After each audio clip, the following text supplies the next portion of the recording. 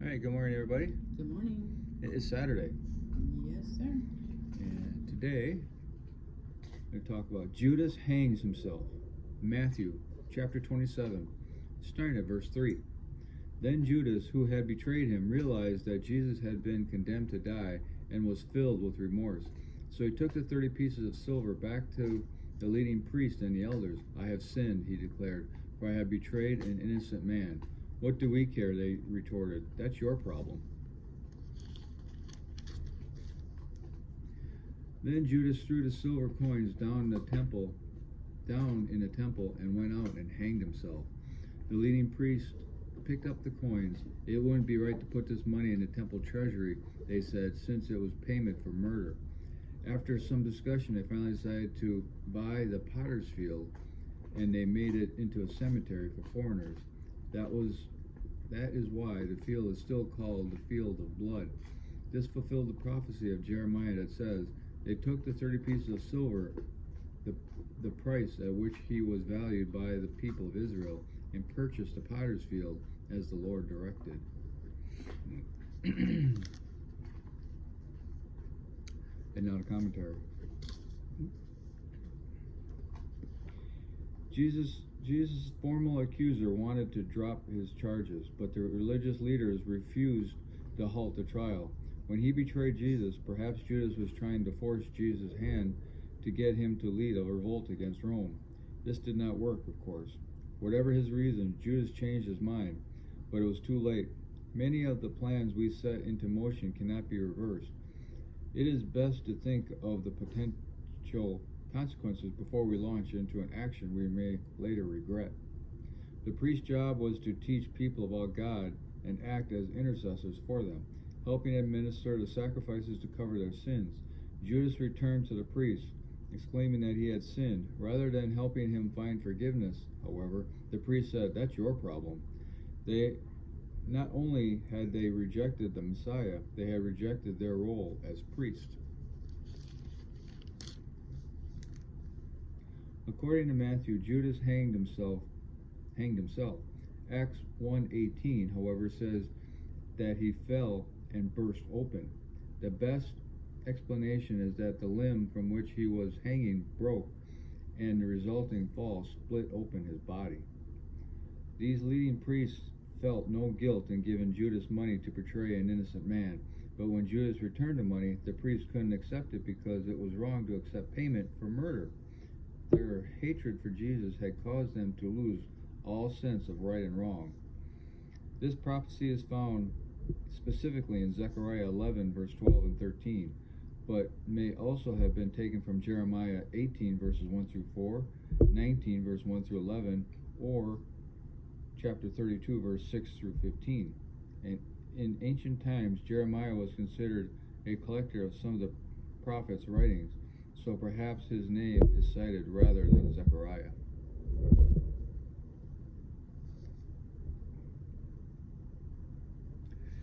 Yeah, it's a hard way to go to try to find some peace and go to the priests that are there to help you, and you get turned away and basically told you to go kick rocks.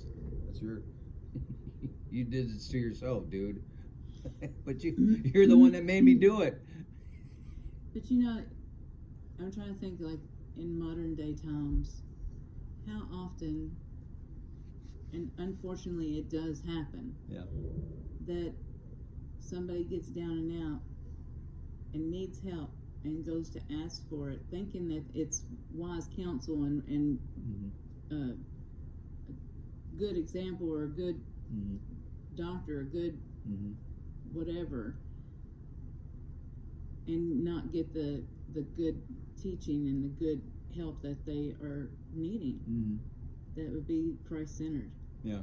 And there's a lot of times, especially in today's society, to where people on the outside appear to be following all the right things, but yet they're human too, and they make mistakes, and everyone sins. So you have to be really careful and guard yourself with good discernment from the Bible and Christ and prayer on who to even. even approach for wise Christian counsel. And this was all orchestrated by the devil himself. Yeah. Because he even says the devil entered Judas. So he was possessed at the time. And I'm sure once the possession was over, he didn't, he was probably just so overwhelmed he didn't know which way to turn. And then, again, you're right. And then to be hurting and trying to look for some comfort, and the people that were supposed to help him were also, right. I don't know if they were possessed or not, but they were also so full of hatred that they didn't care how they got it done and left him out hanging to dry. Right. So he was just for like a modern term, a useful idiot. They just didn't care about him, not even a little bit. They just said, okay, well, he got his job done now. Now, this does not mean that we're opposed to wise Christian counsel. No, that's not at all. What we're saying. Wise Christian counsel is very important in everyone's life, no matter where you stand in your belief relationship with Christ. Mm-hmm. Wise Christian counsel can help a non-believer, a new believer, experienced believer. I mean, wise Christian counsel is a very godly thing and biblical to use. Well, it's absolutely true. It's just in this context here that... In this context, it shows an example of a lot of things we're seeing in modern day as well. Yeah.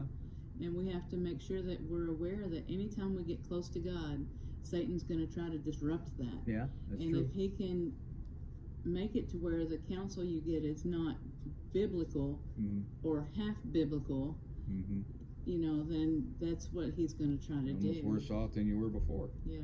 Yeah. Now, in this, I did notice that Jesus shows remorse. Mm-hmm. We don't know, and we can't speculate because we're not told if he returned to Christ and repented. Yeah. But we do know he shows remorse and he feels bad about what he did, and he admits that he had sinned. Mm-hmm. So I guess whenever we get to heaven, that's when we'll find out if we're going to be joined by Judas or not. Yeah, it's just unfortunate he decided to take his life rather than accept the forgiveness that is offered to him, and like Peter did, and just move on. And use his bad experience to help others. Yeah, and that was the difference right there. He took it upon himself, self-punishment, rather than, if there was any punishment, which there is and there isn't. I mean, Peter was remorseful and had to deal with that for the rest of his life, but he wasn't punished for it. Once he repented, that was over. There are consequences for our actions, even as Christians, and even though God, even though God took our punishment and threw it east to west with Jesus' sacrifice, there's still consequences. But in God's eyes, we've been forgiven. That's right. Okay. Hope everybody has a glorious start to your weekend, and we'll talk to you later.